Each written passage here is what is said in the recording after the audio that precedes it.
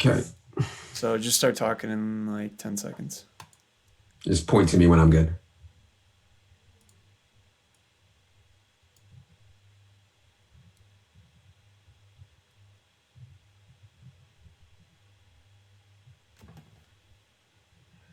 Hello and welcome to a week 17 edition of the Kama Sutra Show. It's called the Kama Sutra Show because, of course, we'll be going position by position through Sunday's main slate. Week 17 is annually one of my favorite slates of the entire year. Two quick notes here. Producer Andrew is on the sticks, not producer Paul, number one. Number two, Evan is broadcasting live from a storage closet somewhere in Virginia. Evan, what's going on? What's going on, man? Pretty interesting slate. The way I kind of, I lost like all Monday because I was traveling, and then you got to spend Tuesday and Wednesday with your family, and then so I was on limited time this week. But the way that I kind of approached my matchups column this week was just to kind of try to identify who is in play and who isn't. Because there's so many different factors in a week 17, motivational factors. There are, actual playoff scenario factors. There are coaches that are going to rest people, and I think that if you read, Levitan's motivation article and you read mine, I think you're in a pretty good shape into just, being able to determine like, okay, I can play this guy, and he's fairly safe. Or, hey, I could take a chance on this guy. The really good example is the Cowboys passing game members. Those guys are, like total like tournament plays this week. But I think you can really get a good feel for, kind of the direction that you want to take based on everything that we know and all the injury information. There's just a ton of injury information. I mean, someone did a tweet from the ETR Twitter today, and it's just like, a million O's, a million D's, Yeah. So.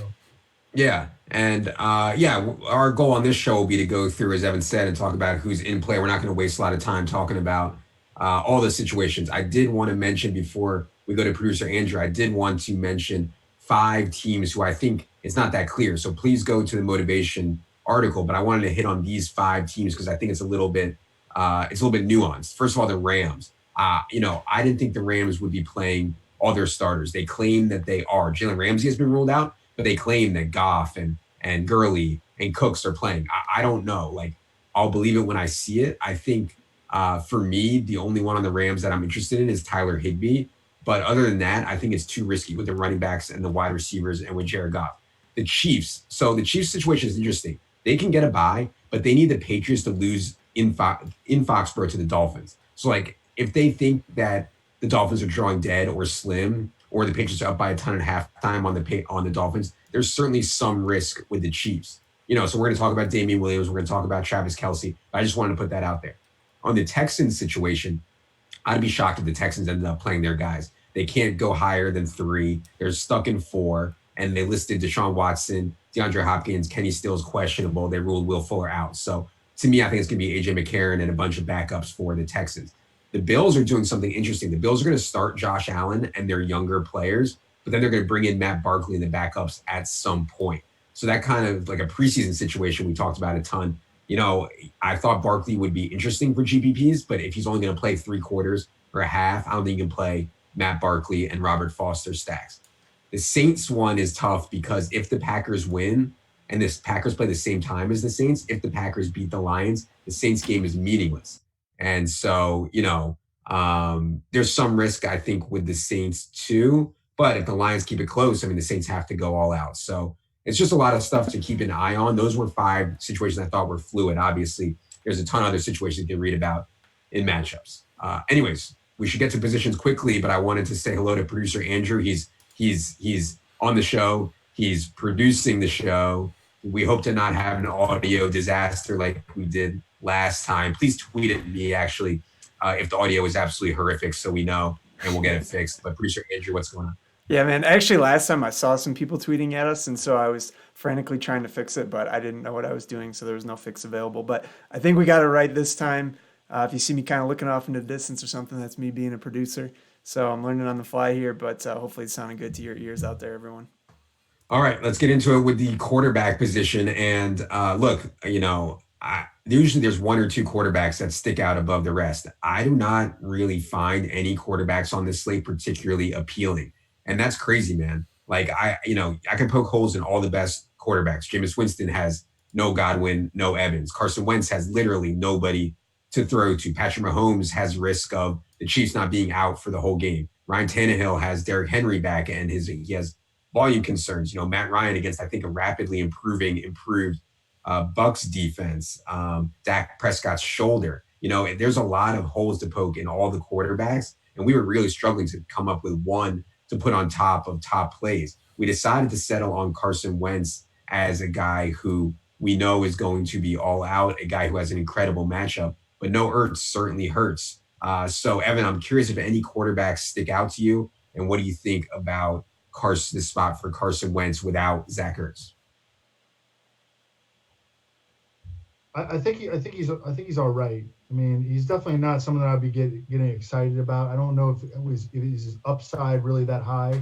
He's been rock solid for about 5 weeks straight now, and he's been consistent. He can run a little bit. He's a playmaker, man. And the Giants' defense is bad, and it looks like they might get Lane Johnson back. Yeah. Okay, yeah. So I like that about him. What I've been looking at is like cheap guys, and I really just wanted to kind of run them past you just to get what you guys think, because Brett Hundley, and I do not think Brett Hundley is good, okay? We saw 9 starts out of Brett Hundley in 2017 with the Packers. He was atrocious. He was 9 touchdowns, 12 interceptions, right at 60% completions, 5.8 yards per pass attempt. But, he came off the bench. He ran a bunch last week. I think he's definitely going to start based on Cliff Kingsbury's comments today. The Rams defense is not going to have those 2 corners. They've been getting smashed by the running game. I like Kenyon Drake. I kind of like Christian Kirk, even though he was a goose egg last week. And Brett Hundley is 4,500. So really the way that I started looking at it was quarterbacks that are really, really cheaply priced, and then working my way up. Obviously, Carson Wentz is going to be a lot higher floor play than Brett Hundley is, but Brett Hundley can run, man. Yeah, and we included Brett Hundley at the bottom of top plays on DraftKings, where he's 4,500. FanDuel laughably made Brett Hundley 7K. The risk, I think, with Brett Hundley is, as Evan said, he's just bad, and he can run, but hasn't shown that much willingness to run at the NFL level, even in preseason. But yeah, 4,500. Brett Hundley's really likely to get 10 to 15 points. What do you think Wiggins, generally speaking, about when we don't like any of these quarterbacks at the top, just punting it off with someone like Hundley? Yeah, I'm kind of warming up to it.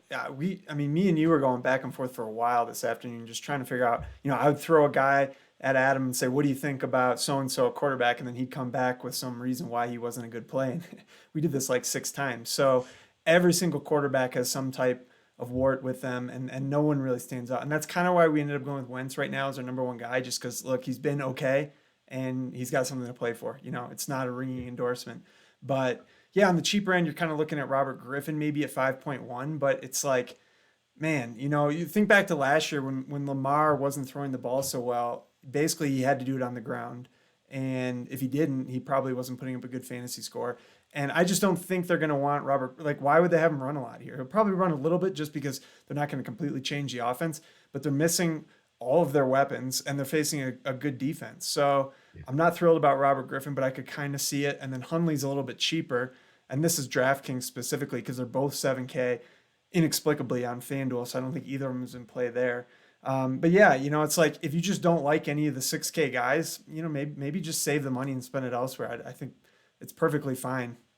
Yeah, let's talk about RG3 for a second, Evan, because RG3 is going to be playing with all second stringers. He will be facing Pittsburgh's first string, highly motivated, highly aggressive defense. Just generally speaking, I don't like this spot for Robert Griffin. I think they'll ask him to hand the ball off a ton. So I don't know, like he's 600 more than Hundley. How do you think they'll use Robert Griffin? Do you think they'll change their offense? What do you think the Ravens are going to do? Lamar Jackson had his worst game of the season in fantasy against the Steelers earlier this year, and that was with Marquise Brown and Mark Andrews playing. And it makes all the sense in the world for the Ravens to rest their top two weapons, um, considering they battled lower leg injuries all year and have been like part-time players all year because of that. The Ravens already ruled out one of the best guards in the NFL, Marshall Yanda, and I don't think that they are incentivized to play Ronnie Stanley, their All-Pro left tackle, very much. Certainly, Mark Ingram, I mean, he's already been ruled out. So I like the Steelers' defense. Mhm. I do not like Robert Griffin at all. Okay, Steelers defense, by the way, you'll see on top plays is wildly cheap on FanDuel, and they're reasonably priced on DraftKings as well. I think they're definitely in play. Let's talk about some of these other 6K guys before we get to some more thin plays. One thing I watched that whole Bucks Texans game on Saturday, and like if Godwin and Evans were playing, Jameis Winston might have had like 500 yards and 4 touchdowns. Now he still had a very good game, Especially if Evans was playing. especially if Mike Evans was playing, right? I mean, because Perriman played well, but Justin Watson, did not play well, and he had like OJ Howard did not play well, and Cam Brate did not play well. So like I think there's ceiling concerns, but like God, Jameis Winston is just so fantasy friendly when you have the second highest ADOT in the league, and you also have like 30, 40 more attempts than anybody else in the entire league. It's just such a good spot. So Jameis Winston is expensive. I wish he had at least one of Godwin or Evans, and that's why I'm like, it's hard for me to pay 6,600 for him with these kind of weapons. But yeah, I think he's in play. And then the other one that I wanted to mention was Ryan Tannehill at 6,800. I think Derrick Henry coming back sets a pretty clear game plan against the Texans second stringers. We're going to hand the ball to Derrick Henry a ton. Ryan Tannehill might only have 20, 25 attempts, but we've seen Ryan Tannehill put up huge scores on that, and he can run obviously really well also. So Evan, since I've already talked to Andrew about this, Evan, I'm curious how much you downgrade Winston without Evans and Godwin in the spot against the Falcons, and what do you think about Tannehill also? I mean, I think that the Falcons, just the Bucks game, I just really like the game because it's tough to run in the Bucks, right? And the Falcons don't run the ball well anyways, and then the Bucks don't really run the ball well anyways, and the Falcons are not that bad against the run. So I think that both teams are going to struggle to run the ball. And what that means, especially when you have aggressive, explosive passing games, is that we should get, above expectation pass attempt totals, which means we're getting, I mean, just the basic argument for passing over rushing, just the most simplest argument is that teams tend to average about 7.5 yards per pass attempt and about 4.2 yards per rushing attempt, like on average, right? So if we're getting more pass attempts, we're going to be more efficient as an offense as a whole. And I think that both teams will have elevated pass attempts due to that. And then we also get more incompletions, which stop the clock. Whereas a run for 2 yards, I mean, shit, that could take like 40 seconds off the clock, but the clock stops when the pass is incomplete. So I think that, and look, there are reasons to kind of think that this game might not live up to expectations. Certainly the injuries for the Bucks receivers. Certainly it's the second division game, the second game between these two teams in the division. I think there's some concerns about the weather a little bit. I'm not worried about that, but I mean there are some reasons thinking that this could disappoint. But I think that both teams struggle to run the ball, have elevated pass attempts, and therefore it's just a game that I want to invest in. Whether it be for cash or terms, just wherever I possibly can fit guys from this. And there's no indication that either of these teams are going to take it easy on starters. No, and it sounds like you prefer Winston to Ryan Tannehill. Yeah, probably, yeah. Yeah. I think I do slightly as well, but if somehow the Texans backups can get into some kind of shootout with Ryan Tannehill, I mean, this Texans defense, they're going to be playing a lot of second stringers. This Texans defense is just woeful, man. Wiggins, I want to ask you about Patrick Mahomes because I think that if you think the Chiefs are going to play the whole game, I don't know if we have enough money to find ways to Patrick Mahomes, given Christian McCaffrey, Julio Jones, Michael Thomas, Ezekiel Elliott, Aaron Jones, et cetera, et cetera. But if Patrick Mahomes is going to play the whole slate, I would play the whole game. I would easily project Patrick Mahomes to be the highest scoring quarterback on the slate. What do you think about handling Mahomes on Sunday? So I think he's more of a tournament play. It's one of those spots where you could talk yourself into it. And look, if we knew he was going to play the entire game, I think he probably would be a slight standout among the other guys. But we've seen Andy Reid be smart about these situations before. And I'm just not sure going into the second half of that game if they're going to have stuff to play for. Maybe one of you guys could lay out exactly what the details were on the Chiefs because I'm not recalling. Evan, or All it is I mean, if the Patriots are smashing the Dolphins in Foxborough, then the Chiefs really have not much to play for at all. well, Yeah, so yeah. The Chiefs are going to be watching the scoreboard of the Patriots Dolphins game, right? They're going to I be would think, watching. Yeah, I mean, they certainly will be. And as you mentioned, I mean, Andy Reid's a big believer in sitting dudes. yeah, So hey, if the Patriots are up like 23-3 in the third quarter, then it can start to get interesting. Where the Andy Reid's watching the scoreboard. He's going to start to think about it, no question. And then if they go up, 27-3, or they go up 30-3. I mean, the Patriots beat the Dolphins 43-0 in Miami earlier this season. Now we're in Foxborough, and all the Dolphins can do really is just like sling the rock like in a frenzied kind of way. And hey, sometimes it works, but it doesn't. The eight ball doesn't come up when you shake it against the Patriots in Foxborough playing that kind of football. And so that's the risk for the Chiefs for sure, because they're for playing at the sure. same time. Yeah. Yeah, they're playing at the same time, and yeah, it's such a bad matchup for the Dolphins because, like you mentioned, the only thing the Dolphins do well, they can't run the ball at all. The only thing they do well is sling it around, and that's obviously the strength of the Patriots' pass defense. So yeah, I think we're in agreement that Mahomes will be tournament only. But yeah, okay. I want to talk about Dak Prescott for a second because if Dak Prescott was not injured, Dak Prescott would be number one in top plays by, I think, a wide margin.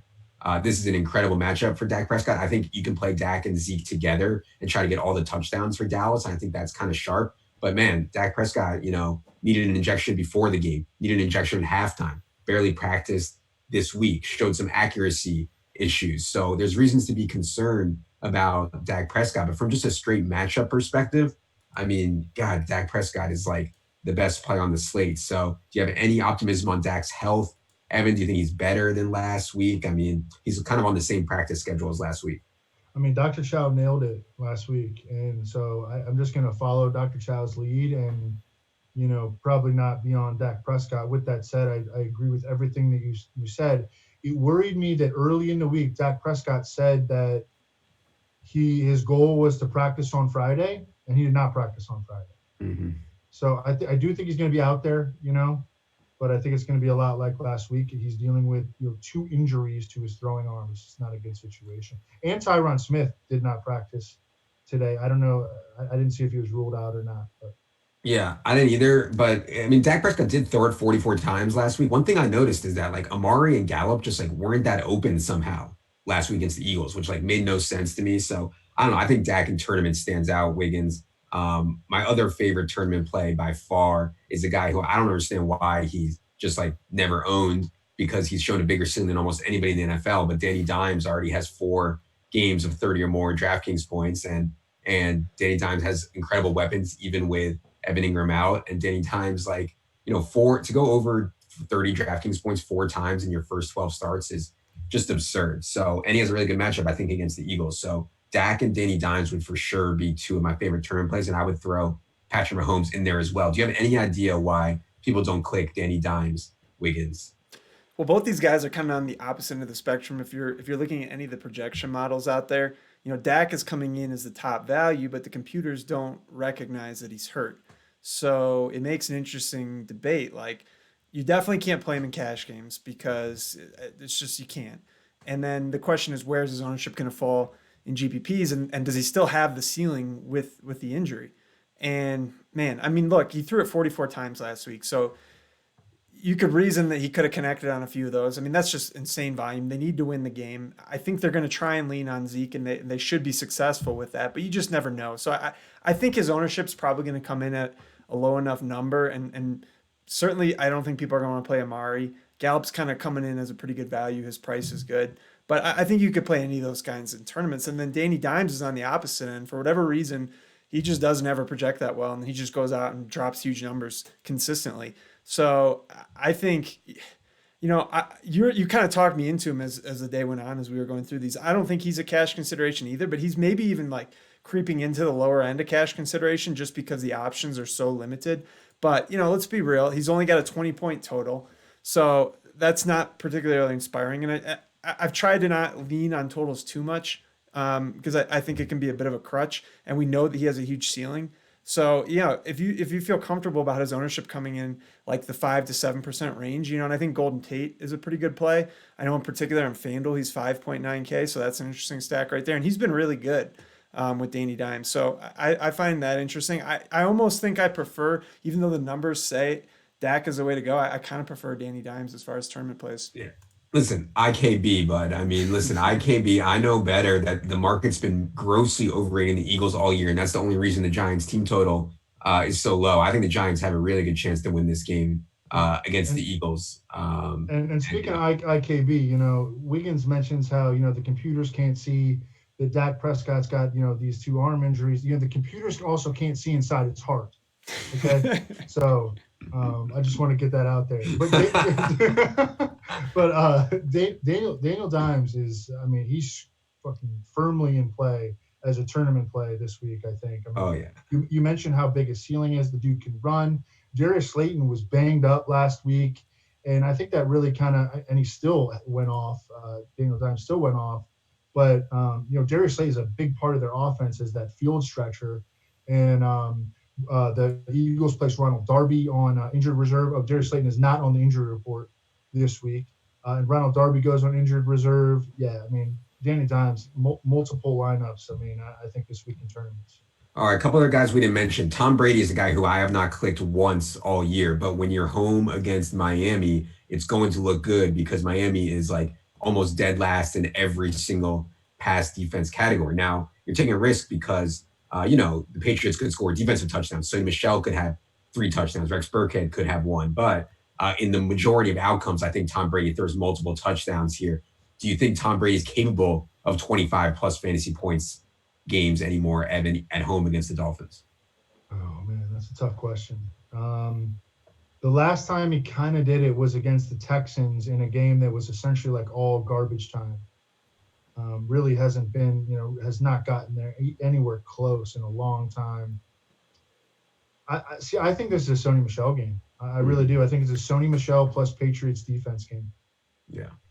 Yeah, and Sony is only 4,900 on DraftKings, where he's hard to play because he doesn't catch passes, but it's a very cheap tag. We'll get to him in a minute. A couple other quarterbacks I want to mention before we move on. We didn't talk too much about Matt Ryan, and we didn't mention Aaron Rodgers. I think the most likely result for Aaron Rodgers and the Packers in this game is that they go conservative. They ride Aaron Jones. They ride their defense against bling, blank, blow. And Rodgers isn't that effective, but he always has, 3-4 touchdown upside. And then Matt Ryan, I think I probably have more respect in the market for the Bucs defense. Like, I just think they're decent. The reason they give up a lot of pass numbers is because nobody even tries to run on them, right? So they just see a ton of volume, but they're actually like not that bad from an efficiency perspective right now. And I don't know. I like Matt Ryan, but I'm not overly excited about him either. So Wiggins, any thoughts on Matt Ryan, Aaron Rodgers, or anybody else before we move on from quarterback? Yeah, there's 3 other guys I'm kind of interested in tournaments, and they're all a little bit overpriced,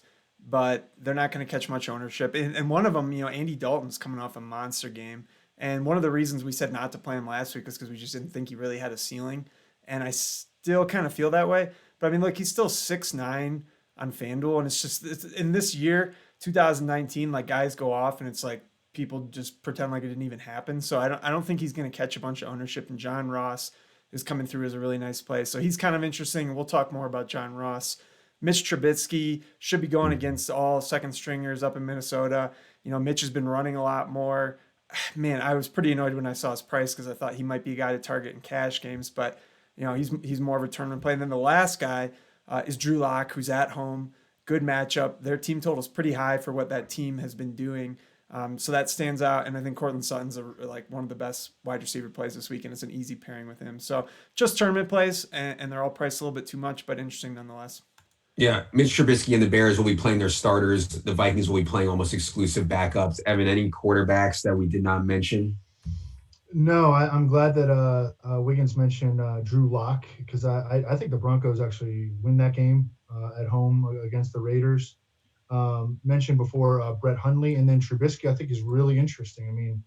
Allen Robinson and Anthony Miller, his 2 clear-cut focal point weapons are both in awesome situations against the Viking secondary that even if they do trot out their starters, which I don't even think they will, still would have been awesome plays. And so we're going to be trying, using Allen Robinson, and the game is indoors. You don't have to worry about weather. Trubisky he's played pretty well. At least he's been good in fantasy, with the exception of last week's game against at Arrowhead, where we didn't expect him to play well. But I think those are all good guys to mention. I think we covered all our bases at quarterback. Let's move to the running back position. And clearly on this slate, the strength of the slate is at the running back position. I mean, there's 6, 7, 8 running backs I would actually feel pretty comfortable playing in cash, which is crazy. And then when you start to get into that, then you start to get into, well, should I be playing Christian McCaffrey because all the depth is at running back? And we might get more depth because I want to mention at the top here, Leonard Fournette is questionable. And if he's out, I think Raquel Armstead would play the Leonard Fournette role, or at least a version of the Leonard Fournette role. But before we get into that, I want to talk about Christian McCaffrey. I think it's almost a lock that Christian McCaffrey will get 67 receiving yards in this game to go 1,000. Stated goal from the Panthers. And really, like a stated goal from the whole team is to get Christian McCaffrey records. He's 215 total yards away from Chris Johnson's record. I think that ideally they would get him that, but I don't think they're like capable of doing that, right? They still have Will Grier. They still have the Saints defense, a motivated Saints defense. So it's a really tricky spot, I think, for Christian McCaffrey. Yeah, it's an absolute lock that he is going to get 15, 20 DraftKings points, easily. He's very likely to get somewhere between 20 and 30. However, he's still 10K, and you have all your depth at running back. So I don't know, Wiggins. I don't feel good about, I faded Kobe Bryant in his last game when he scored 80 something points. And it was kind of similar to this, where the positional scarcity and his price and yada, yada, yada. And then in hindsight, right, I look like the biggest donkey in the world because Kobe Bryant took 50 shots like an asshole. You know what I mean? And so when Will Grier targets Christian McCaffrey 30 times, I'm going to look like an asshole again if I don't play Christian McCaffrey. But you see what I'm saying about the positional depth and where we want to spend on this slate. Yeah, you get a fade Larry Fitzgerald and his swan song here. Well, that's a no-brainer, yeah. Hey, Larry Fitz coming back, man. He's got a lot left in the tank. That's true. He probably will come back because that guy never retires. But man, yeah. So Christian McCaffrey, look, here's the issue: the best value plays that we have at the moment, and likely we're going to have more of them, are at running back. And I think wide receiver is pretty thin for the most part. I mean, you want to get some of the expensive guys, but then when you get into the lower range, it's not great. So you're kind of looking at 2v2s, like on DraftKings, it's like DeAndre Washington and Michael Thomas versus McCaffrey and Michael Gallup, even though that's a couple $100 more, or just some type of 5K wide receiver. And if you put it that way, I definitely prefer the Michael Thomas side. It's not that I prefer Michael Thomas to McCaffrey straight up. I think I would take McCaffrey. It's just when you're building your teams, there's just a lot of, there's more of these 5K running backs that we feel pretty confident about what they're going to do. So it's really a roster construction thing. I think, especially on DraftKings, I feel good about the production we're going to get out of McCaffrey. And then when you look over on FanDuel, I mean, he's all the way up to 11K. We're talking about a guy who his team has a 16 total. And really, when you're paying 11K for a running back on FanDuel, there's no 100-yard bonus, there's no PPR, half-point PPR.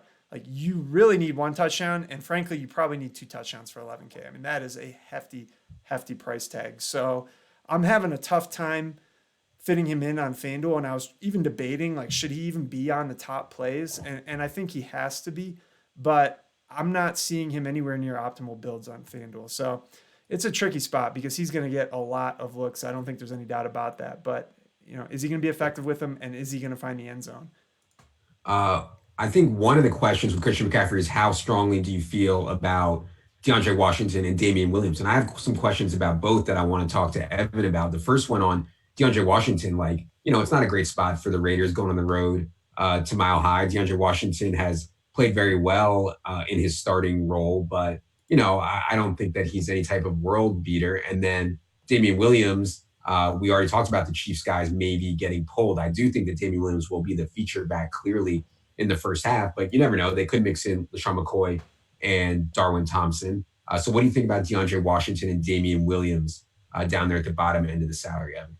I mean, I think they're both really solid. I think they both have similar touch projections, probably in the 16 and 19 range. I trust the Chiefs offense to perform better than I do the Raiders offense. And certainly if I'm deciding between the two, I think I'm probably going in Damian Williams' direction, even though he feels a lot less reliable because he's like got hurt in games. And, that always really, never sits well in your stomach, when you're thinking about it. But I mean, straight up, I think Damian Williams is a better player, plays in a better offense. I think the Chiefs are going to win the Super Bowl, and I think that, or at least, I mean, their probability isn't going to be as high as it should because it looks like they're probably going to have to play in the first round. Whereas the Patriots and the Ravens look like they're going to avoid having to play in the first round. It's such a big advantage. But I think that the Chiefs are a great pick to win the Super Bowl. And I think that what we saw from Damian Williams last year down the stretch, I think he could definitely do something similar because he's such a good fit in the offense because he's so good in the passing game. They don't trust Darwin Thompson, man. I mean, they had LaShawn McCoy inactive. Spencer Ware got hurt. Damian Williams was coming back from like a month-long injury. Darwin Thompson played 6 snaps last week.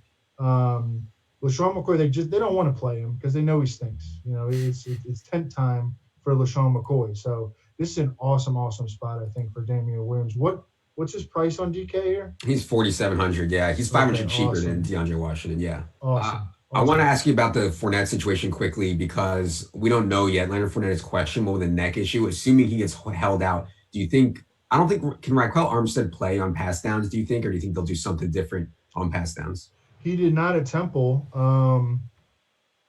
He was not a pass catcher at Temple. I think that he probably will because their next guy up is Divine Ozigbo, who really just hasn't played at all. So, and I mean, Armstead at least has been like active on game days, and he'll get a few snaps here and there. He did catch a touchdown pass early in the season from Gardner Minshew, but it was not on a play that was called for him. It was on a play where like Gardner Minshew held the ball in the pocket, running around the pocket for like 8 seconds, and wings it to Armstead, and it's a touchdown. But yeah, I think that he will. Even though it's not on his resume. Fournette did not practice today. Yeah. Right? He did not. He was limited on, I don't know, Tuesday or Wednesday. It gets all messed up because of the holidays. But then he was DNP on Thursday and DNP on Friday. That is not a good. And those are the first practice I think that Fournette has missed all season. Yeah. Yeah. So how do they have on DraftKings? How do they have Raquel Armstead at 4,400? That was a little disappointing. I mean, they have him like priced, like kind of high. Yeah. I mean, they've been pricing all the backup running backs in that range, but yeah, Raquel Armstead will come in at lower ownership, I think, than Damian and D-Wash because we won't know until Sunday morning or Schefter bombs or whatever. So just something to keep an eye on there. I don't want to spend a lot of time on Ezekiel Elliott and Aaron Jones, but it just stands out. I mean, first of all, the spot for Aaron Jones, Jamal Williams is going to miss this game. In the past, when Jamal Williams has missed, Aaron Jones has seen big usage spikes. They're also going for the team touchdown record for Aaron Jones. He needs 2 to pass Amon Green for the franchise record for touchdowns. Obviously, the Lions have struggled badly on defense. So a really good spot for Aaron Jones. He's far cheaper on FanDuel. I mean, they're trying to give him away on FanDuel. And Ezekiel Elliott, I mean, obviously, Evan put it in the matchups column. The Redskins just getting absolutely shredded by opposing running backs over the last few weeks. Dak's shoulder just sets up really, really well for a big Ezekiel Elliott game. So I think those two plays are no-brainers. I think I'm also intrigued by Alvin Kamara because of A, touchdown regression, which we saw some come to fruition last week, and B, I mean, Panthers' rush defense has turned into like the stoneworst in the entire league. So for me right now on DraftKings, at least, those would be my favorites, would be McCaffrey, Aaron Jones, Zeke, Kamara, D-Wash, Damian, and maybe Raquel. But you can make arguments for other guys too. Wiggins, what do you think about how big of a priority should Aaron Jones be on DraftKings considering his price? And I don't think we can get away from Zeke, at least in cash.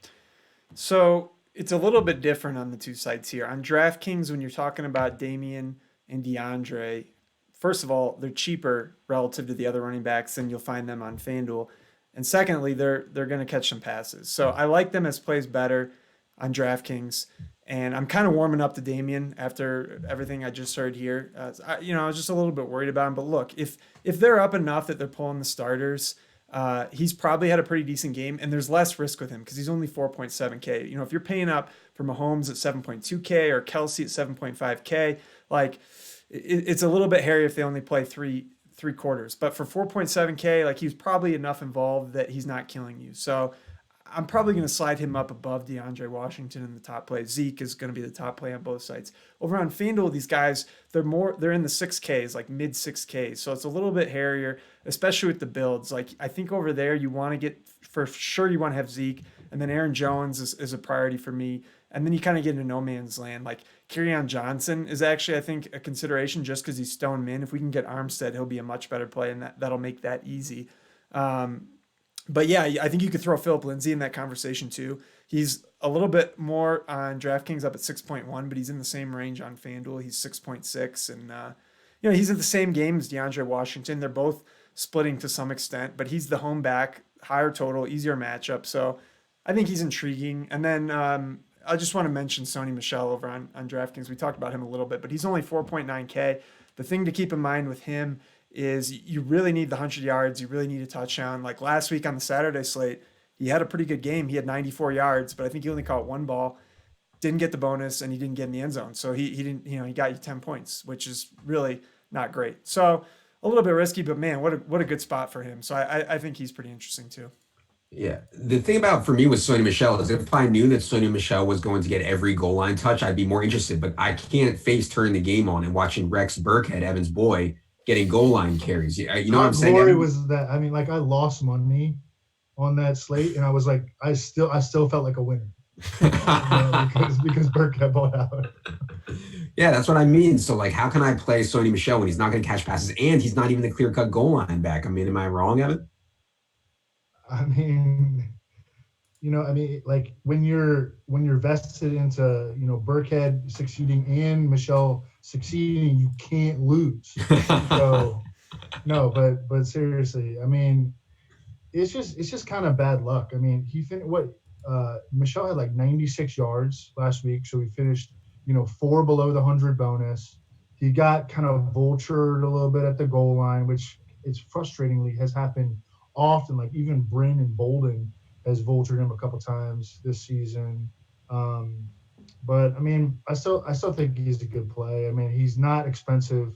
I think he's going to be I think that what they're trying to do is the Patriots realize that their passing game is deficient, right?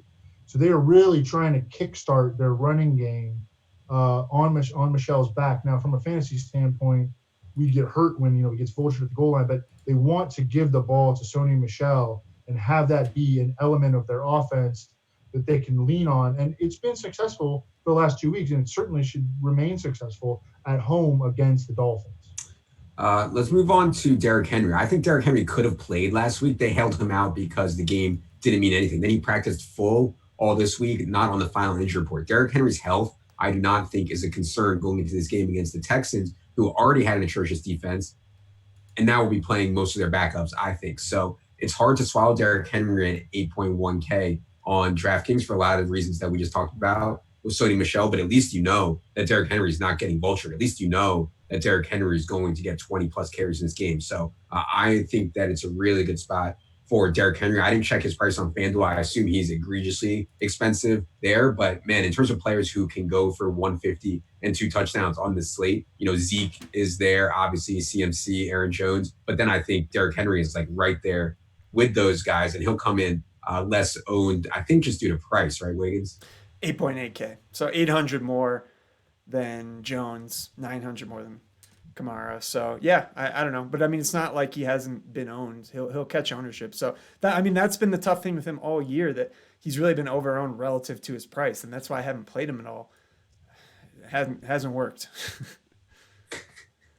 I played him on that one slate when he had like 150. I was like, I need 150 and 3 from Derrick Henry, and he got like 170 and 2. It was amazing. He always works whenever Wiggins speaks ill of the big dog. I mean, I like the guy. It's just a price thing, and it's yeah, I know.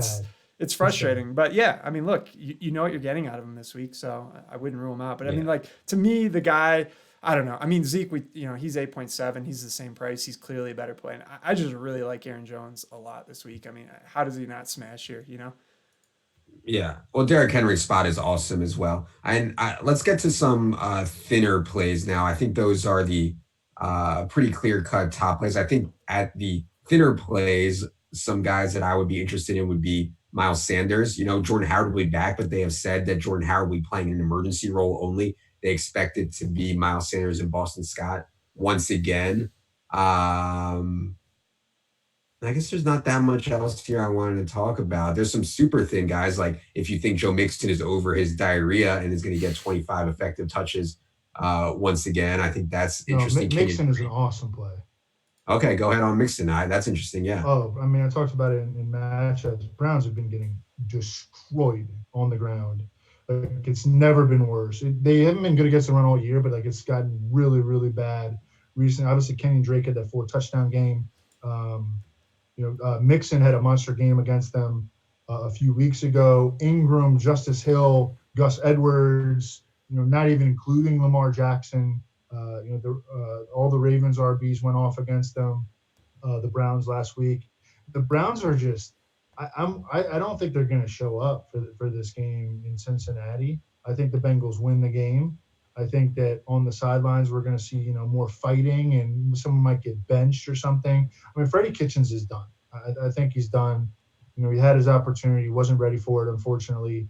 And I think that the Browns they're an absolute train wreck, and they're the perfect kind of team. And the Bengals can win now, because the Bengals clinched the number 1 pick.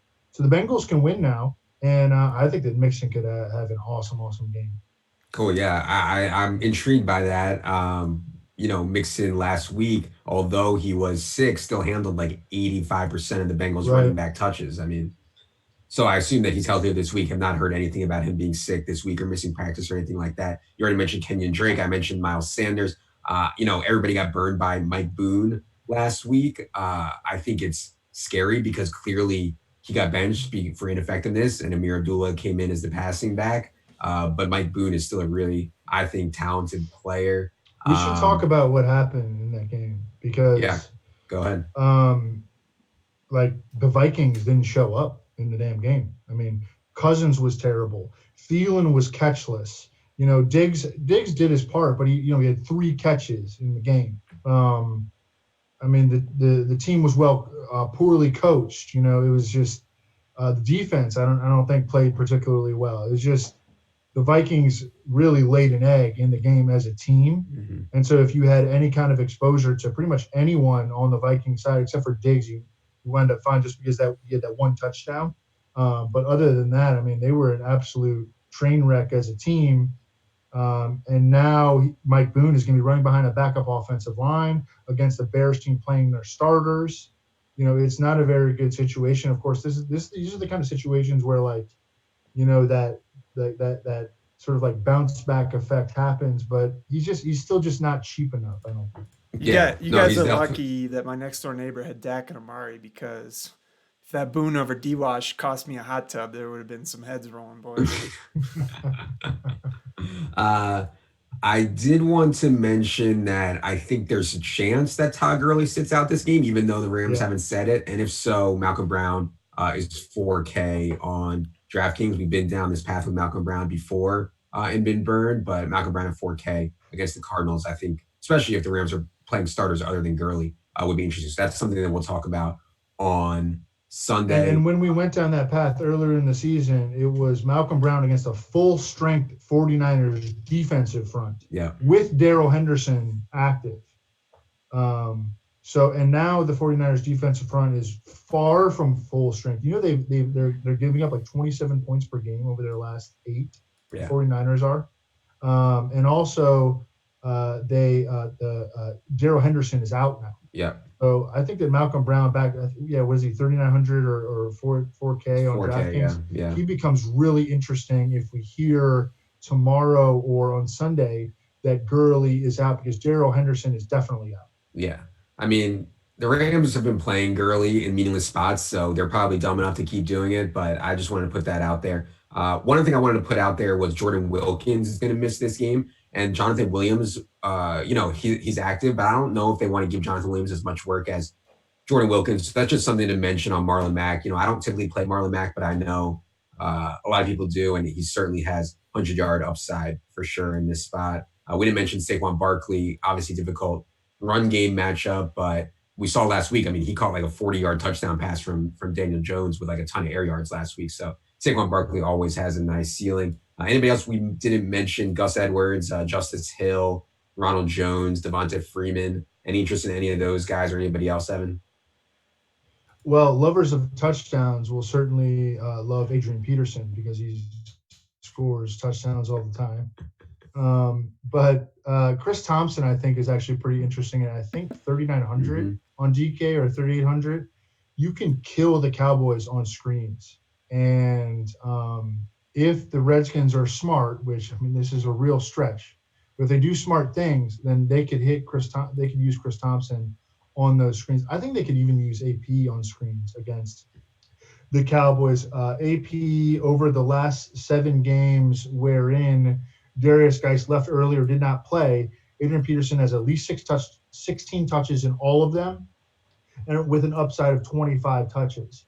So he's got a really safe touch floor. I think that the Cowboys should wipe the floor with the Redskins. But my goodness, how badly have the Cowboys underachieved all season long? And we know that Adrian Peterson doesn't need any outside motivation. He's out here just playing on sheer will, and hunger because he loves the game.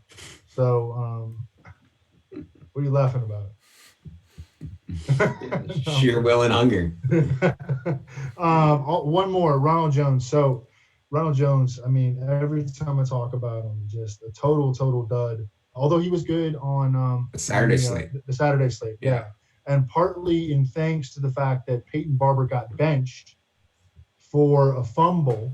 But I mean, it just makes no sense at all for the Bucs to give the ball anymore to Peyton Barber. His contract's up after this year. It's time to move on from Peyton Barber. Just let's give Ronald Jones the full load. This is all narrative crap, but it's still, I mean, and Ronald Jones had a good game on Saturday. He played great, yeah. Yeah, he played great. And we've seen him have really good games. And he's playing against Atlanta in this game where that, the scoring could be pretty high. So kind of like him. Anybody else, Wiggins, that we did not mention at the running back position? No, I was going to mention Ronald Jones. He looked pretty good on Saturday. He still only played 51% of the snaps, but he's at least got some big playability. All right, let's move to the wide receiver position. I want to talk about John Ross first because I think it's a big decision point. John Ross, due to the lack of value on this slate, there's not that many guys below 5K that I'm interested in. And given the way John Ross played last week, given the way John Ross was used last week, given John Ross's price, he's going to be extremely popular. Now, it's difficult, I think, to get away from John Ross as it currently sits in optimals. But, anytime we have a big play wide receiver with a wide range of outcomes, I think in tournaments you can get off John Ross. But I'm curious just from a straight, how do you think he'll fare? How do you think he matches up? What do you think about John Ross, Evan? Well, first of all, you can get caught up a little bit in just looking at the box score from last week. The Bengals, they ran 90 plays, yeah. Yeah, and that's not going to happen. It's going to be around 60. Yeah. So, shave 33% off of what you saw in terms of usage. You can get caught up in a bunch of different guys for the wrong reasons. The game went to overtime. It was just a wild game. But and John Ross, we cannot project him for 13 targets. He had 13 targets last week. I think we could project him for maybe 6.5 this week. But I don't worry about matchups with John Ross. I mean, the guy can get open against anyone. He ran freaking 4.28. So I'm not going to sit here and worry myself to death about Denzel Ward and Greedy Williams because John Ross is athletically better than those guys. And he's reasonably, I think he's 4,200 or something. Yeah, he's 4,500 on DraftKings and 5,200 on FanDuel. I mean, he's super cheap on FanDuel also. Yes. Awesome price. He got back. What really is important is that he got back up to running almost all the routes. and playing, almost 80% of the snaps. That was our concern for him going into last week. I think our process was good. It's just the game turned out to be insane, you know. But he did move into that arena. Like ever since he's come back, he keeps moving up in terms of his usage. And so absolutely, I think that he's very, very much in play. I like Tyler Boyd too. And that and I even like Tyler Eifert. And that kind of brings me to Wiggins, kind of agreeing with Wiggins that Andy Dalton is kind of an underrated play. Yeah, Boyd is. And I think the Browns are it's over for the Browns. Yeah, I hadn't really thought too much about Boyd. I don't know if you had Wiggins, but kind of in that 5K range, I'm really not seeing a lot. I think Justin Watson at 4,900 on DraftKings and Michael Gallup at 5,400 were the ones that stuck out to me in the mid range. Did you look at Boyd and do you see anything else in the mid range at the wide receiver? What's Boyd's price on DraftKings? Good question. I was wrestling. He was right on the fringe to making the top plays on FanDuel. He's 6.6K over there. So he's kind of in the conversation. I mean, around that price, like you have a few guys that I ended up going with that are a little bit more expensive, like AJ Brown, 7.2, Cortland Sutton. I definitely prefer Cortland Sutton for 7.1K, but Boyd is 6,700 on DraftKings. So I think he's a little expensive on DraftKings. But you know what? I when I do a next run on top plays, I think I might include him on FanDuel. I mean, 6.6K is a pretty good price, and he's been pretty rock solid. So, and it's just a little bit of a different price point than some of these other guys. So if you need some savings, like he's probably the guy to go to. I mean, I prefer him over Keenan Allen, who's 6.7. I definitely prefer him over Jarvis Landry, who's 6.8. So in that mid, Michael Gallup is 6.5. That's another guy I was kind of wrestling with, but given the concerns about Dak, I think he's more of a tournament play, so I probably prefer Boyd over him as well. I mean, I think Boyd's just has a nice floor here, and he showed us the ceiling last week.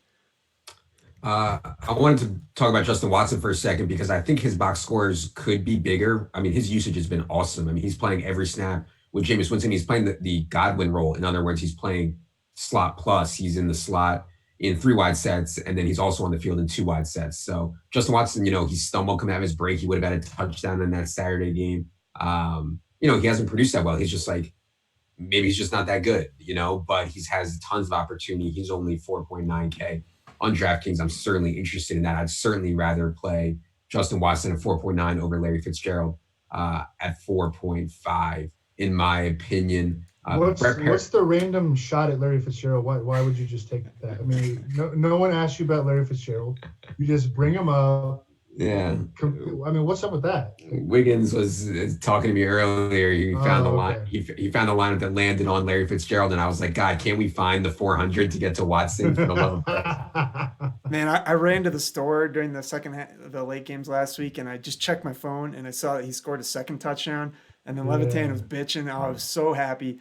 And I got in my car and I drove home and I saw the touchdown got called back. Yep. And it was what a shame, man. That first touchdown he had was hilarious. It was just like a little 2-yard dump off, and somehow he just bobbed and weaved his way and then dove and got in by like an inch. What a hero. All heart. Yeah. All heart, baby.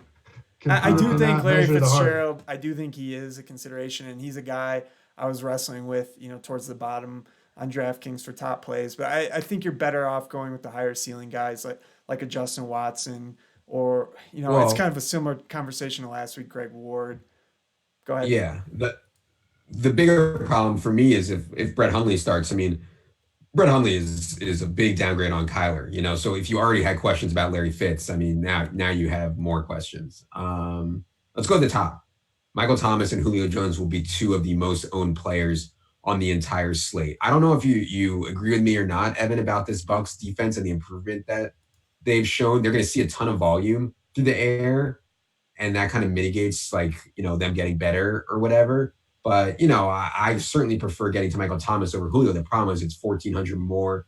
How would you compare and contrast the spots for Julio and Michael Thomas from a matchup perspective, and also just what do you think about the way the Bucs have been playing defense lately? No, I mean the Bucs are good on defense. I think they're good on defense. I think you could throw it on them a little bit still. Yeah. But I mean they can rush the passer with Shaq Barrett. They can stop the run with Vita Vea and Ndamukong Suh. They have two of the most athletic sideline to sideline linebackers in the league, and Devin White and Levante David. They've kind of settled in with their cornerback situation with Jamel Dean and Carlton Davis. I mean, DeAndre Hopkins did not go off last week. I mean, it was a difficult game for a pretty good Texans passing game last week, and so. But comparing and contrasting with Michael Thomas and Julio Jones, I mean, I just think that it's kind of what we've seen all season from them. I still think that Julio Jones is a little bit more boom bust, and Michael Thomas is just rock solid consistency every single week, has a floor of like 90 yards, and or something around there, 89 yards. I think he's had like 89 plus yards and/or a touchdown in all but like one game all season. Yeah. I mean, just insane consistency. Whereas we could see a 4 for 66 game out of Julio, and that would be a massive disappointment. That's just how I would view them. I love them both. Definitely don't get me wrong. I'm gonna play as much as I possibly can of both of them, but that's kind of just I think the best analysis. Yeah, and I mean Julio has seen a role change, right? There were times earlier this year when he was getting like 7 or 8 targets. Since Calvin Ridley's been gone, he has 30 freaking targets. And it's a 2-game sample, right? But at the same time, like, why wouldn't they continue to do that? Well, they don't throw the ball to Christian Blake, so like you're just like eliminating all of. I don't know why they don't throw the ball to Christian Blake, but they don't throw the ball to Christian Blake. So, if you ever want to know what it felt like to light 1500 on fire, you play Christian Blake in the. That was such a good tweet. What'd you say? I found the less than 1% owned guy. Where's my money? Yeah, Where's my check? I was waiting for the game theory bros to knock on my door and hand me my check for playing playing Christian Blake at 0.7% owned in the 1500. Okay, yeah, Michael Thomas, Wiggins. It's really difficult as it sits right now to play both McCaffrey and Michael Thomas. We already talked about in the running back portion how you would compare and contrast. I think that Christian McCaffrey will score more points than Michael Thomas, but from a position scarcity perspective, obviously, I feel way better about the other options at running back than I do at wide receiver. Michael Thomas does have some risk that I talked about at the top with the Saints not necessarily needing the game if the Packers come out and steamroll the Lions, but I do think that we'll still most likely we get a full game out of Michael Thomas. So I don't know, man. I assume you feel better about Michael Thomas than Julio, even price considered. Is that true? Yes, I do, and that's why I mentioned a little bit earlier in the running backs, and he probably isn't going to end up on the list, and I hope we get something on Sunday morning. But that's why I have Kerryon Johnson at the very bottom of the FanDuel running back list. And it's not because he's a good play at all. It's just it's a pricing and it's a construction thing. Because if you play him, then you can play Michael Thomas, and then you can play Julio Jones together, and that's pretty intriguing. So. I like them both. If I were only to pick one, it's Michael Thomas, but man, it would be fantastic just to run them both out there. Your hemp internet is going in and out a little bit on that last bit. Just an FYI for producer Andrew, which is never a good sign when your producer's internet is made out of hemp. Okay. Let's talk about some other wide receiver plays here. Let's see. I want to talk about Brashad Perriman because Brashad Perriman showed me a lot on Saturday. He did not just run vertical routes. I mean, he was doing slants. He was doing hitches. He was taking big hits and getting back up. Brashad Perriman played a great game. He is priced appropriately now, I think, on both sites, but I still think Brashad Perriman has as big of a ceiling as anybody. I was pretty impressed by him. I hate to be on Team Watch the Games, but you had to be impressed with Brashad Perriman. Dude, I've liked Brashad Perriman since he was creating Blake Bortles at UCF, and then he comes to the NFL and, everybody sees he's got this kind of like receding hairline and this, big hair, and, they just rip him to shreds. Like, oh, he looks like he's 36. He gets injured, and he misses like his entire rookie year. Mm-hmm. And I mean, but he was always like a good prospect. And I don't know, I think that people thought he was soft. His dad was Brett Perryman, who was like a grinder number 2 receiver, sort of that like, Nate Burleson or opposite Herman Moore in Detroit. And And Brashad Perryman was just blessed with like 4.28 speed. And I think that we're starting. I mean, we started to see glimpse of it in very short spurts last year with the Browns, and now he's put together like a 5-game run with the Buccaneers, where he's been extremely efficient. And he's playing. He's about to get a big contract. Watch him get a big contract because his contract is up after this season. So he's got. Hey, you want to talk about somebody who's motivated? Rashad Perryman is motivated in the final year of his contract season. I think he's an awesome play. I think he's going to be, he's like a good bet to finish top 10 in the NFL in air yards in week 17. The Falcons do not have their best corner, Desmond Trufant. Yeah, I mean, what's his price? I want to put him on every team.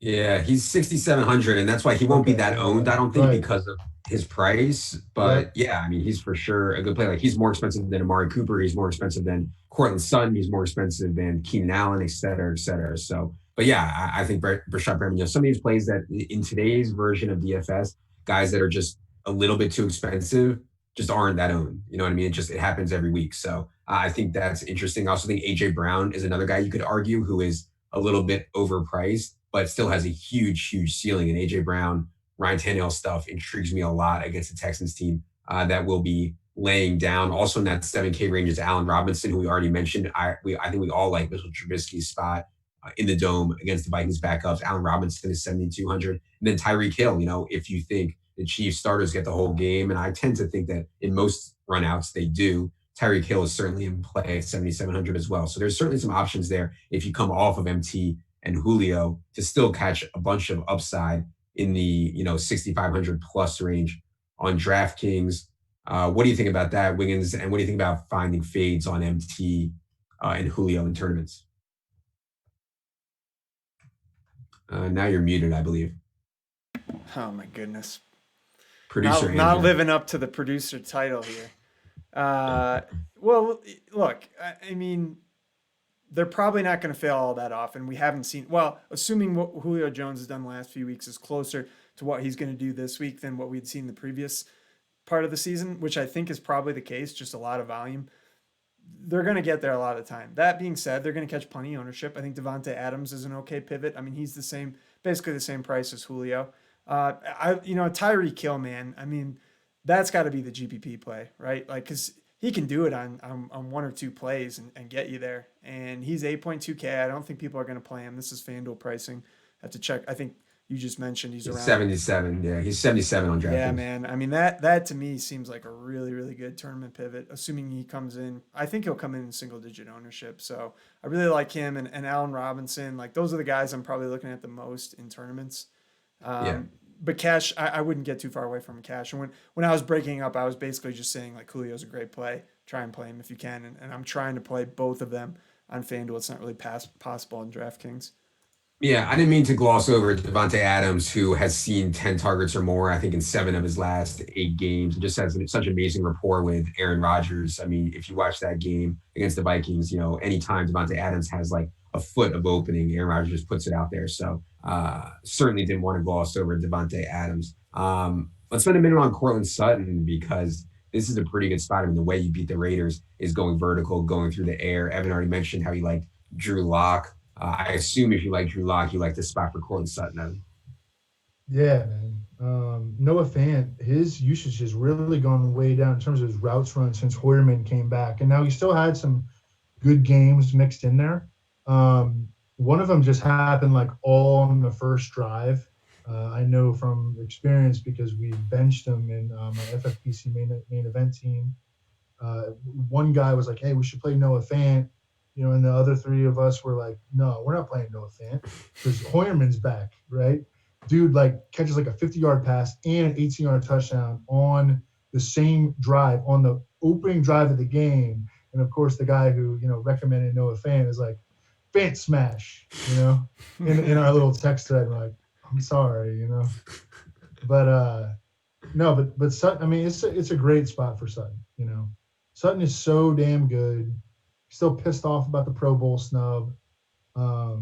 He's been like legit consistent. He's been like a consistent, 70-plus yard guy all season long. He's got 20 targets over the last 2 weeks. Drew Lock knows where to go with the ball, and I think that the Raiders actually flop here, and I think the Broncos get the win. Broncos are 6-5 over their last 11. They have won 3 of their last 4. Um, they're not a bad team. Yeah. One other guy in that range I want to mention is Amari Cooper, who, weird last week. I mean, biggest plays of the game getting rotated out in favor of Tavon Austin, and I don't know what's up. I mean, he wasn't on the injury report at all this week. Rotating him out in favor of Tavon Austin is beyond egregious. But Amari Cooper still, I think, saw 12 targets in that game, and Amari Cooper is in the buy low model. I believe at the top of the buy low model, actually. And so Amari Cooper is at least intriguing to me as we go further down. I think the Giants guys, I already mentioned how I felt about Danny Dimes, Golden Tate, Sterling Shepard, and Darius Slayton, I think are all in play. I think, Slayton seems healthy, but I feel better about the health of Tate and Shepard right now. So I would probably lean that way. And then as we get to the bottom, it's rough down there, man. I think Randall Cobb showed that he's an every down player for Dallas. He's 3,900 with Terry McLaurin out. We're going to see Steven Sims and Kelvin Harmon, a ton of them with Case Keenum, which I guess is okay. Corey Davis got cleared from his concussion. He's going to play. And then we have Miles Boykin. Shout out to Team Preseason. Miles Boykin was a slate breaker, I think, twice in the preseason, or maybe at least once. And Miles Boykin is like, from a measurable perspective, one of the most outrageous athletes you'll ever find. Vincent Jackson. Do you think Miles Boykin will be RG3's number 1 receiver in this game, Evan? No, I'm just excited to use Miles Boykin in the 2020 preseason. I'm not using any backup Ravens against the Steelers at full motivation in Week 17. All right, you heard it here first. Miles Boykin's gonna do some things. Shout out to Team Preseason. Anybody below 5K that you actually like besides John Ross, Justin Watson, Randall Cobb, guys like that? Wiggins, is there anybody off the board we can even point to? I mean, it's rough out there. It's rough. I mean, I'd mentioned Steven Sims, but I'm not super interested in that.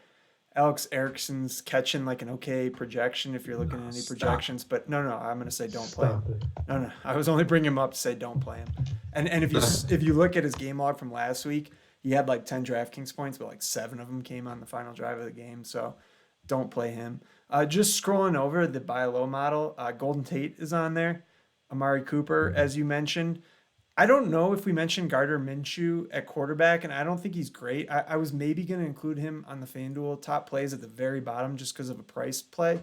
But I do think he's maybe kind of interesting in tournaments, and I'm mentioning it now because 2 of his receivers are on the buy low model, and Dede and DJ Chark, and like neither, you're not going to feel good about any of these plays, but they're all cheap. They're not going to catch any ownership. Like, it's worth considering in tournaments. Larry Fitz made it on the buy low yet again, and he almost had 2 touchdowns last week. Maybe his final game. Jamison Crowder's on here, and he's kind of coming up as a decent play, but I'm not super interested in him. So I think we covered most of the guys that are decent plays here. All right.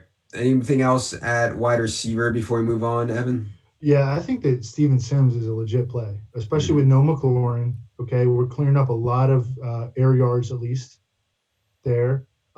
Case Keenum is, I think, a more competent. First of all, he's always just targeted the crap out of the slot. When he was with the Rams, it was Tavon Austin. When he was with the Vikings, it was Thielen when he used to play in the slot. And Steven Sims is playing in the slot. He beat out Trey Quinn for that. Now Trey Quinn is on IR, so there's no threat. Again, no Treadwell. Steven Sims is a guy who we talked about last Sunday morning in particular, is a guy that is good with the ball in his hands. He's you look at his measurables like 5'9", 180, he ran 4.6. I don't usually like guys like that, but when I see that they're good in the return game, and that's really how Steven Sims got into the league. He wasn't even drafted. Then it kind of just sends up a little green flag, and he's been getting a ton of targets. And I like Stevenson. Where's he priced at? Because I know he was like around 4 last week. He's 4.7 on DraftKings. He's 4,700 on DraftKings now. Yeah. So he's starting to come up, but I mean, he's got like 8 target potential. And even maybe like 12 target upside. I mean, Well, I know I that. would compare him to Greg Ward at the same price, right? They're both Yeah. going to play underneath. They both are reasonable with Yes. the ball in their hands. I think it's kind of similar And between I Greg. and I would say that Sims probably even has less competition for targets within his own passing game than does Greg Ward. Yeah. Yeah, yeah. Even I mean, Goddard is a guy who could get 10 targets on Sunday. Oh yeah. Well, let's move to tight end because Transition at tight ends. Yeah. yeah, because Dallas Goddard is going to be the mega chalk, even though he's not free on either site. I mean, usually the mega chalk tight ends come in when they're like 3,500. They're like Tyler Higbee at 3,200 or whatever. That's when they turn to mega chalk. We don't typically get mega chalk tight ends at 4,900 on DraftKings and 6,400 on FanDuel. But with Zach Ertz out, with Alshon out, with Deshaun Jackson out, with Aguilar out, Dallas Goedert is going to be the number one tight end for the first time in his career. He catches a good matchup against the Giants. It just lines up really well for Dallas Goedert, who, if we've talked about before, if he wasn't blocked by Zach Ertz for the last couple of years, everybody would know Dallas Goedert's name by now. And I think a lot of people are going to find out about Dallas Goedert on Sunday. So pretty clearly, to me, the best tight end play on the slate. Wiggins, how far do you think Dallas Goedert is above the other options at the tight end position? He's definitely ahead. I think more so on DraftKings.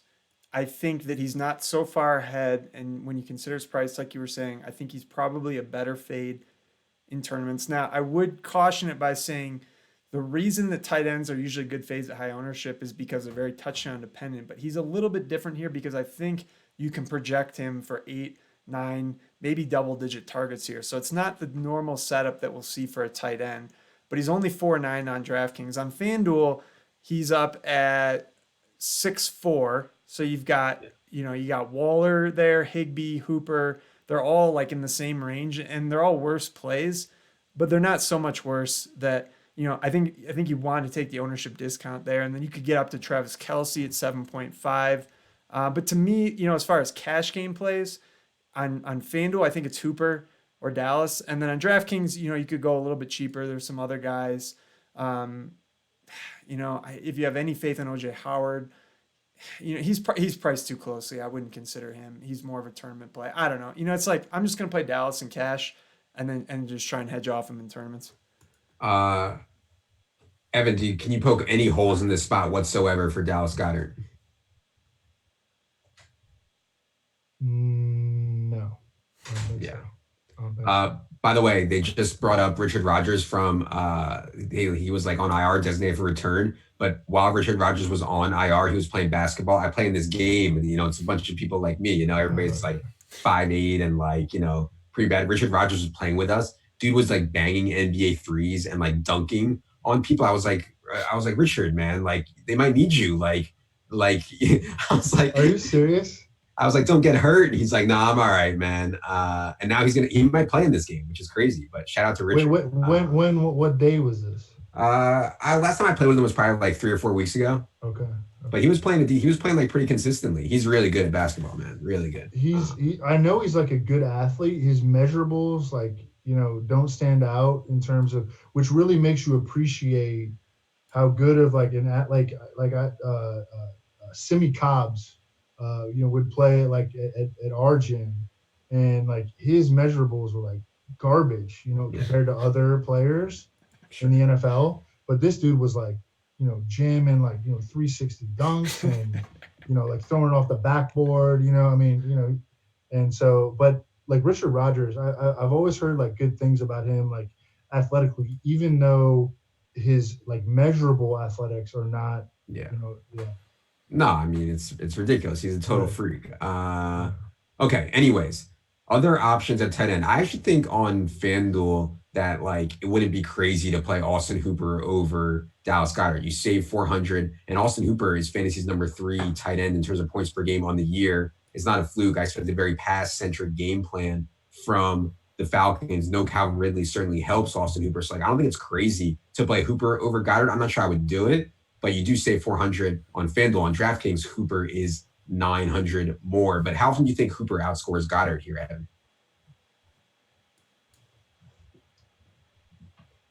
53 Goddard, 47 Hooper. Yeah. See, I think it's really close too. Like, Yeah. yeah. So yeah, and Hooper will catch way It less on. starts to get interesting when you look at tight ends that are cheaper than Goddard, Yeah. like Hunter Henry. Okay. Yeah, like Hunter Henry. I mean, Hunter Henry's 400 less than Goddard, Yeah. and Chiefs get smashed by tight ends. Yeah. Nobody. Um, Chiefs allowed the most tight end receptions in the entire league. yeah, It's yeah, crazy. and like the third most yards. Yeah, it's Opposing crazy. tight ends too. Yeah. Um, you scroll down like maybe I'm being an idiot, but I like Jack Doyle again this week. And I mean, he didn't do very much last week. No one did anything in the Colts passing game because Jacoby Brissett threw for like 117 yards. Hmm.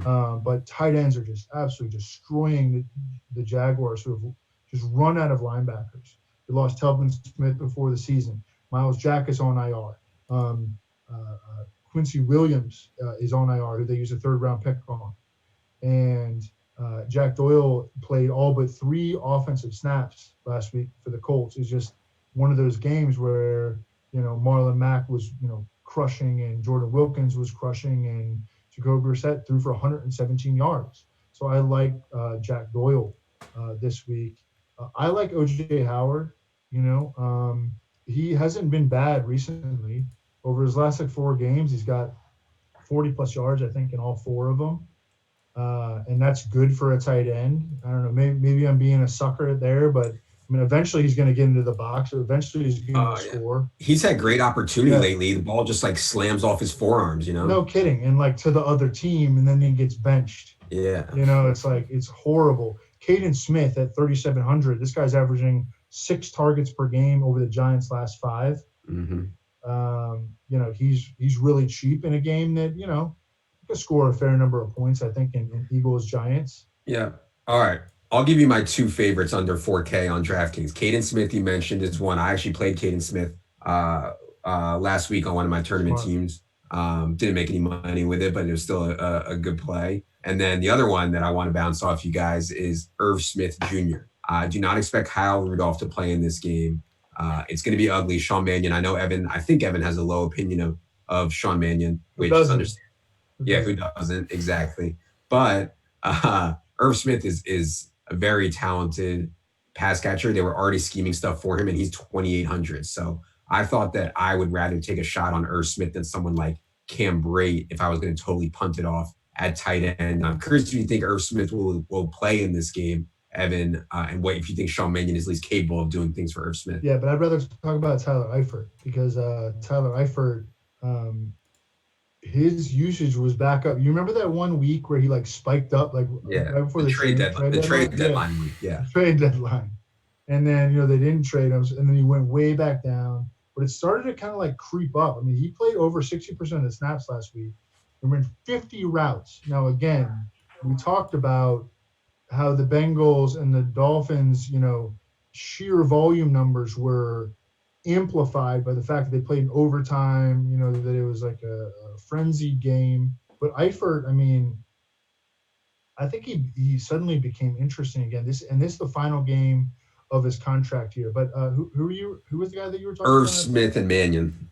Yeah, I mean, this is a game theory bros sort of play. I think, it makes sense. It makes sense. It does. Anybody else Wiggins below Dallas Goedert before we get to Higby and Waller and those guys? No, I don't think so. I think OJ Howard's a really, I'll keep going back to him in tournaments because the opportunity is there. But man, watching that ball bounce off his forearm is like one of the most egregious things I've seen in a football game. I actually think that, like, Peter jokes a lot about how much money he's down on players. I actually think he might be down like it's got to be like close to like 7 figures on OJ Howard this year. It's like OJ Howard is just OJ Howard's just been a burial. So yeah, Dude, I think he's got 40+ yards in like 5 straight games. He should have smashed on that Saturday slate, and it's just like he just doesn't. Yeah. I don't know. He's good, man. I'm telling you, he's good. Okay. It's going to be one of those situations where Pete gets buried, right? And then all of a sudden, Amari Cooper's in the right situation. You know, Yeah, and yeah, exactly. I mean, it's not Pete's not out here playing bums. You know, No. he's out here getting like bad luck or just a good player's having a bum ass season. Yeah, no, I He's think been known to tie himself to some guys maybe for too long. I'm thinking Cordell Patterson a couple years ago kept calling him a Hey, man amongst boys. hey, Cordell Patterson be a Hall of Fame kickoff returner, man. Yeah. um okay. I want to bring up Tyler Higbee because nobody, I mean, you're going to talk about NFL history. Nobody is doing what Tyler Higbee's doing at the tight end position right now. The concern, of course, is that the Rams will not play their starters the whole game in this game. They say that they will. If they end up doing so, I mean, there's little reason to think Tyler Higbee won't smash again. He's playing the Cardinals, who have a historically bad tight end defense. So I don't want to gloss over this. I think if I was going to play any Ram, it would be Higbee, unless we get the Malcolm Brown news. It would be Higbee. Higbee's no bargain. What do you think about playing Higbee? Wiggins, do you have any comfort level with him? Well, look, this is the coach who was leaving Todd Gurley in down 40 when they might actually need Todd Gurley. So I don't know. I'm not totally convinced that these guys aren't going to play the full game. And for whatever reason, I kind of feel better about Higbee. I don't know. It's like I think they might want to ride his hot streak and just kind of have something to end the season with on a high note. I don't know. That might be really stupid. It might not make any sense. Well, I think the best argument you can make is Tyler Higbee is healthy, whereas guys they should be resting like Gurley and Cooks or whatever, are banged up. So Higbee I think would be a candidate to actually like Gerald Everett's banged up, like Higbee would be a candidate to I actually think play the whole game. Yeah, I don't know. I kind of feel all right about him, but in tournaments he's probably going to be overowned based on the fact that there is some risk that he won't play the full game.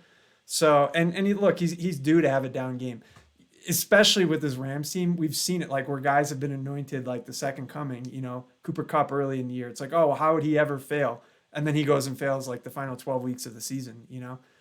So I don't know. Yeah, fake sharp. McVay is a fake sharp. Yeah, so That's how I'm Cooper like, Kupp. I'm like just kind of lukewarm about Higby, but I probably wouldn't play him in cash. And then like I'm worried about ownership in tournaments, but I do think he's going to have a good game. So do with that what you will. Yeah, McVay is definitely a fake sharp. yeah. I mean, he got his soul owned by Bill Belichick in the Super Bowl, and he'll just like never recover. Bill Belichick just like ate him, and now it's over. Now he's playing Todd Gurley down 40 points. Is that like what happened to Sahil Sood? Hey, well, you know what though? Look up his girlfriend, and he's doing all right. McVay's, Yeah, not Sahil's. not McVay. Sahil's. Yeah. Can't speak on Okay. Sahil's girlfriend, but let's hope he's Well, got a hot girlfriend too. I got some good tales on McVay. I'll tell you guys when we're in Vegas. Oh, Nice. baby. Okay, Daddy. two other tight ends, or three more I actually. want to talk about Higbee Yeah, go ahead. because I mean, I got a lot wrong last week, but one of the very few things that got right was the Rams needed Higbee because he can block, and they were playing the 49ers. And guess who the Cardinals have? Chandler Jones leads the NFL in sacks. And guess who the Rams probably won't have? Andrew Whitworth, because he has a legit injury. So they're going to need Tyler Higbee in there because he can block. And Tyler Higbee is not threatened by Gerald Everett. He's going to be out there. He's going to be running routes against the Cardinals. And I think that Tyler Higbee is pretty safe. Mm-hmm. I also think that Robert Woods is pretty safe. Mm-hmm. And I also think that Cooper Kupp is pretty safe. And I think that these guys are all awesome tournament plays. I think they'll all have very low ownership due to pricing or, worries about motivation or, whatever. I bet you at least one of them has a big game, if not two. Yeah, I could see that as well. Other guys at tight end, Jared Cook, has not been seeing a ton of volume, but he's been playing awesome. Like they split him out wide and he runs vertical routes. Jared Cook's ADOT is awesome. I think he's definitely in play. Darren Waller, not as good with Hunter Renfrow back, but certainly a talented guy. And then Travis Kelce, we mentioned at the top. I mean, Travis Kelce is extremely expensive, but he's been so consistent in getting, 15 plus DraftKings points. He hasn't popped off for a huge one because he hasn't been able to find the end zone consistently. But Travis Kelce certainly in play also. So all those guys, Cook, Waller, Kelce, Higbee, all have ceilings to beat Dallas Goedert. I mean, pretty easily. So Yeah. Anything else at tight end we didn't mention? I'd just All right. say that just one, just a note on the Rams. Like we didn't mention Goff, we didn't mention the receivers. This is a team. I think just Evans onto something here with as far as going at them in tournaments. I mean, no one's going to play them. The best game that Goff had all year, pretty much, was at Arizona. Now they're at home. They got a healthy team total. If you feel at all comfortable about these guys playing the game, like for sure, fire them up in tournaments. I think that's a really really good call. Yep. I like that too. Okay.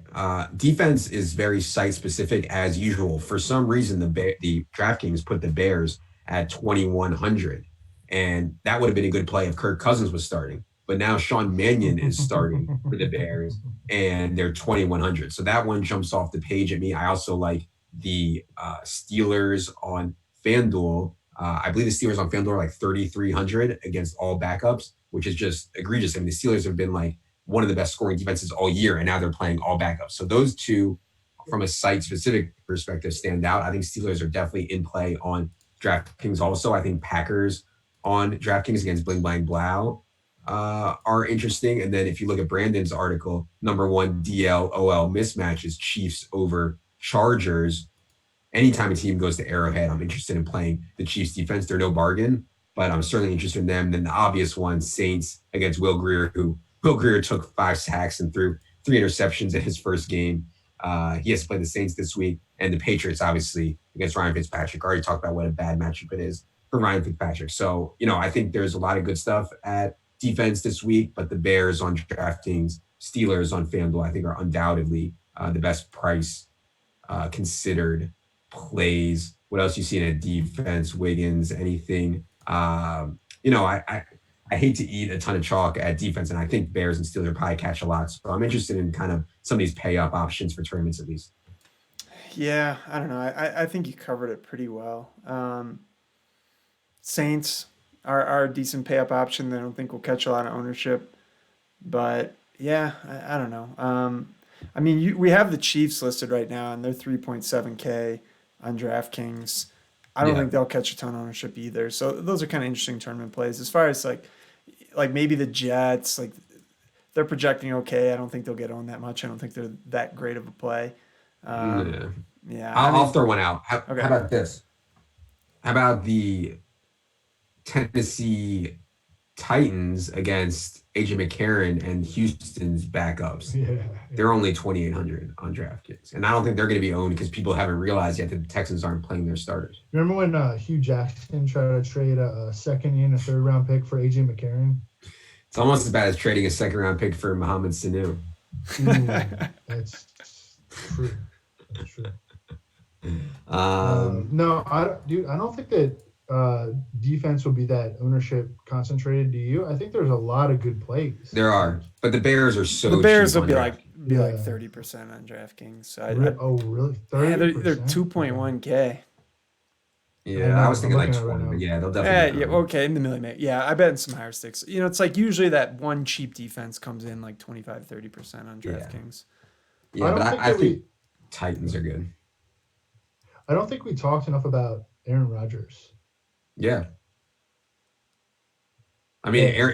he's a great pivot. He's great leverage off Aaron Jones. One of the problems that Aaron Rodgers has encountered this year is that Aaron Jones has hogged so many touchdowns. It reminds me of remember when Matt Schaub was like leading the NFL in passing yards, and Aaron Foster would just collect every touchdown. Mm-hmm.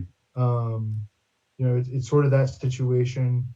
I mean, even Devontae Adams, even hurt Devontae Adams. Like Devontae Adams will have these games where he goes like 7 for 115, and he doesn't score a touchdown. It's not like last year, and it's like a philosophical change because throughout the Mike McCarthy era, the Packers scored so many of their touchdowns throwing the ball close in, and now they just hand it to Aaron Jones and he scores the touchdowns. But I think that is in play for some mean reversion, and we've seen some mean reversion from that over the course of the year in specific spots.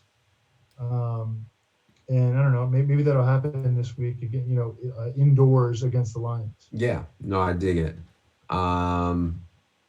There's a couple other off the board defenses before we get out of here. Bucks, I think I already mentioned. I thought their front is nasty, and Atlanta is known to be leaky in the offensive line. Dallas at 3,300 against Case Keenum, I think, is worth mentioning. And then, of course, Jameis Winston is just like the quarterback in the league to throw a pick six. And so the Falcons, I think, are at least in play. Anything else we didn't mention? Rams against Hundley, maybe. Cowboys at home against Keenum without McLaurin. Yeah. I think Denver at home against Oakland. Yeah. These games are interesting where, like, teams that you think don't have motivation to play, but actually do have motivation to play against teams that have the ultimate motivation to play. I would get worried about that, as like if I was a supporter of the Raiders, also if I was a supporter of the Titans. Yep, I think Broncos defense is a really good call. Okay. We've said it all. We've done it in 90 minutes. I think that we had better audio this time, thanks to the wonderful work of producer Andrew. And I suspect we have more information, a lot to talk about on Sunday morning for the last, sad times, boys, the last Sunday morning live stream of the season. Tell them the big news about Sunday. What is the big news about Sunday? I'm going to be there. Oh, I forgot. Producer Andrew will be joining us on Sunday morning for the last minute live stream as we go out with a bang. Okay. Appreciate you guys who've been on this journey with us every Friday night. The plan for the playoffs is still in flux. We will have a show for each playoff slate. I'm just not sure quite yet when exactly it'll be. I'm thinking Thursday sometime will probably be best to get you guys ready for the 4-game slate that will start on Saturday. If you already purchased a full season subscription, you don't need to do anything for the playoffs. What you purchase covers you through the Super Bowl. So no need to worry about that. We're going to hit it hard. I'm going to go really hard on the matchups column for these playoff games. And, we're going to definitely be doing podcasts. We haven't, planned out the exact time of when we're going to do them. I'm hoping that we're going to at least do 2 of them. Well, we'll undoubtedly cover every game probably very in depth because there's a ton of action on these slates, man. It's been a little bit tougher to get action. Lately, I think people are getting burnt out, but if I've seen anything in the past before playoffs come, people are really into it and get a lot of action. And we also need to discuss the FFPC playoffs only tournament. Yeah, we should dedicate at least one podcast to that. But I'm super excited for the playoffs. It's just a whole different world, man. You don't have to worry about 32 teams every single week. You only have to worry about 8, 6, 4, and I'm excited to attack it hardcore. All right, we're looking forward to it. But first, we have week 17 to get to.